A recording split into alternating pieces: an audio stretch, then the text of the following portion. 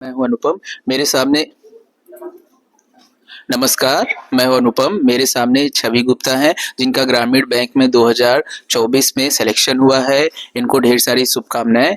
मैं जानना चाहूंगा कि छवि जब तैयारी की तो तैयारी की प्रेरणा कहाँ से मिली और बैंकिंग में ही क्यों जाना चाहा और किसी सेक्टर में तैयारी क्यों नहीं की? सबसे पहले धन्यवाद सर। मैंने बैंकिंग सेक्टर इसलिए चूज़ किया क्योंकि मुझे लगता है कि ये बहुत सेफ जॉब है लड़कियों के लिए। इसमें ग्रोथ भी बहुत ज़्यादा है और लड़कियां आसानी से इसको जॉब मैनेज भी कर सकती हैं। मैं जब भी बैंक जाती थी वहाँ देखती थी लड़कियां ग्रामीण सेक्टर की भी रहती थी और शादीशुदा भी रहती थी, तो वो ईजिली जॉब कर सकती थी। और ग्रामीण सेक्टर में क्या होता है, आपको विद इन डिस्ट्रिक्ट भी रह कर के आप प्रिपरेशन कर सकती हैं और वहीं पर आपको जॉब भी मिल सकती है। तो इसलिए मुझे और बेटर लगा, इसलिए मैंने ग्रामीण क्षेत्र की ज़्यादा प्रैक्टिस करी और वहाँ पर सिलेक्शन लिया। और इसकी प्रेरणा मुझे घर वालों से भी मिली और मैंने काफ़ी सिलेक्टेड बच्चों मेरे मोहल्ले से भी हुए हैं, उनको भी मैंने देखा, उनसे पूछा कहाँ पर गए आप, तो उन्होंने बताया प्रदीप एकेडमी के बारे में। तो मैं यहाँ पर आई, सर की गाइडेंस ली, सर ने जितना बताया मैंने सब उतना ही फॉलो किया और आज आप लोगों के सामने मेरा रिजल्ट है। छवि, बच्चों को कितने घंटे पढ़ना चाहिए, कितने मॉक टेस्ट देना चाहिए जिससे उनका मैथ्स और रीजनिंग अच्छे से हो जाए? प्रीलिम्स के बाद मेंस के लिए उनके पास बहुत कम समय बचता है, तो मेंस में कैसे वो अपने आप को हैंडल करें?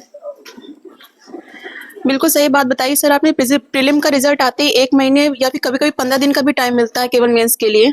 तो हम ये तो इसको लेकर तो बैठ नहीं सकते हैं कि प्रीलिम्स के बाद ही आप मेंस की तैयारी करें। आपको प्रीलिम्स और मेंस साथ में लेकर चलना पड़ेगा और इतना ज़रूरी नहीं कि आप 10-10 घंटे पढ़ाई करें। आप 3 घंटे भी पढ़ाई कर रहे हैं, लेकिन वो आपका बिल्कुल फुल फोकस होना चाहिए उस पर। फिर उसके बीच में आपको कोई डिस्टर्बेंस नहीं होनी चाहिए कि आप बार बार उठ रहे हैं, आप मोबाइल चेक कर रहे हैं, ये कर रहे हैं, वो कर रहे हैं। आप जितना भी टाइम दें सफिशिएंट, बिल्कुल उस पर फोकस करें आप।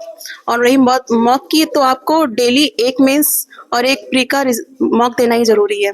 इससे ही आपकी जितनी आप प्रैक्टिस करेंगे उतनी आपकी स्पीड आएगी, उतना ही जल्दी आप स्कोर कर पाएंगे मैथ और रीजनिंग में।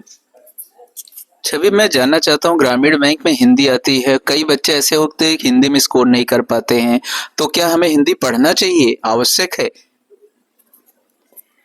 सर बिल्कुल हिंदी पढ़ना चाहिए। हम लोग एक गलती कर देते हैं, हमें लगता है कि हमारी मातृभाषा हिंदी है, हम हिंदी बोलते हैं तो बहुत जल्दी कर लेंगे। लेकिन जब बच्चों का रिजल्ट आता है वो देखते हैं कि सब में तो स्कोर बहुत अच्छा है, जिसकी हमने पढ़ाई नहीं करी, अपनी मातृभाषा में गए थे, वही हम गलती कर रहे हैं। तो हिंदी ऐसे तो हमें आती है, लेकिन जो उसका जो ग्रामर पोर्शन है, क्योंकि कभी कभी मुहावरे आ जाते हैं, उनके अर्थ सटीक बैठना बहुत ज़रूरी होता है। तो हमें तो लगता है कि हिंदी भी अच्छे से प्रैक्टिस करनी चाहिए, उसको भी पढ़नी चाहिए एक बार, जिससे आप हिंदी में अच्छा स्कोर कर पाएंगे। केवल मातृभाषा समझ कर अगर हम जाएंगे तो फिर नहीं कर पाएंगे स्कोर, क्योंकि अब हिंदी में भी बहुत अच्छे पैटर्न आने लगे। बिल्कुल इतनी ईजी भी नहीं आती है, आपको बहुत सोच समझ के करना पड़ता है हिंदी कर भी। छवि, कई बार ऐसा होता है कि बच्चे तैयारी करते हैं, रिजल्ट नहीं आता है, फिर बीच में कंपटीशन को छोड़ देते हैं। उनके घर वाले भी उनको ये कहते हैं कि आप तैयारी मत करो, किसी दूसरी फील्ड की तैयारी करो। क्या कभी आपके साथ भी ऐसा हुआ है या कुछ बच्चों को बताना चाहेंगे? कुछ प्रेशर तो रहता है कि रिजल्ट नहीं आ रहा है, एज निकलती जा रही है, या शादी का प्रेशर आ रहा है घर में। अगर लड़के हैं तो घर वालों का प्रेशर आ रहा है कि कब तक पढ़ाई में आप इन्वेस्ट करेंगे, पैसे हम कर रहे हैं, कुछ बिजनेस कर लो। तो हमें, अगर आपने माइंड में सेट कर लिया कि हमको बैंक की जॉब करनी है, किसी भी फील्ड की जॉब करनी है, तो आपको पहले तो ये माइंड में बैठाना चाहिए कि हमको जॉब ही करनी है। उसके लिए आपको हमको समझाना पड़ेगा कि हमें नहीं, प्रॉपर टाइम दीजिए, 1 साल का 2 साल का टाइम लीजिए घर वालों से और उसमें बिल्कुल फुल डेडिकेट होकर पढ़ाई करिए, क्योंकि प्रेशर घर से बहुत रहता है।